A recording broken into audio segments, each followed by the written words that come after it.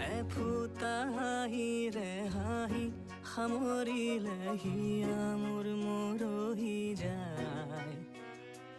আজৰি পৰতে কথাবোৰ গাঁঠিলো, পাহৰো তোমাকে পাই। মৰম কি এনেকুৱা